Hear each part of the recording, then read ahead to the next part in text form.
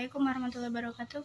Perkenalkan, nama saya Neuli, NPM 1914, dan ini adalah tugas UTS saya dari mata kuliah Pendidikan Media dan Pembelajaran Bahasa Indonesia. Ini adalah hal-hal yang perlu kita teliti dan kita amati dalam membaca cepat. Sekarang kita membaca 75 kata dalam per menit. Inilah 5 yang perlu kita pahami. Yang kita pahami dalam langkah-langkah membaca cepat. Yang pertama, berkonsentrasi hanya pada bacaan yang dibaca. Dan kedua, membaca dalam hati dengan tidak menggerak dan tidak bersuara. Dan baca selanjutnya ya nak. Cara menemukan gagasan utama teks dengan menghubungkan ataupun menggabungkan ide pokok yang dapat pada tipe-tipe paragraf. Kemudian menyimpulkan hal ataupun kata kalimat yang dapat mewakili pokok bahasa pada teks bacaan secara keseluruhan.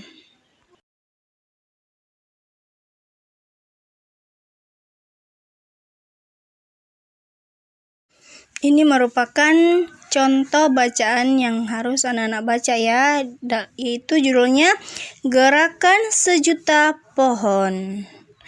Akhir-akhir ini beberapa wilayah di tanah air dilanda bencana banjir dan tanah longsor. Bencana semacam ini datang hampir setiap tahun, terutama di musim hujan. Apakah yang menyebab banjir dan tanah longsor itu? Yang jelas, ini akibat ulah manusia juga, bagaimana tidak. Pohon-pohon dan hutan ditebangi semuanya, padahal pohon-pohon itu justru menjadi penyangga tanah dan pengatur keseimbangan sumber daya air.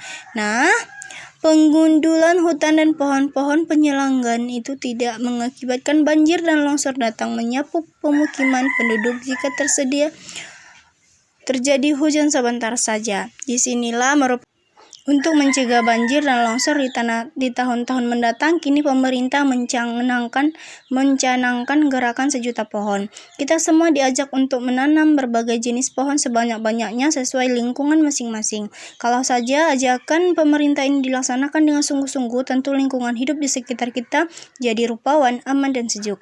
Banyaknya pohon di sekitar kita akan membuat udara segar. Pohon di tengah kota dapat berfungsi sebagai paru-paru kota. Pohon ini akan menyerap gas karbon dioksida dan tidak bagus bagi manusia. Sebaiknya pohon-pohon akan mengeluarkan oksigen yang sangat diperlukan oleh manusia.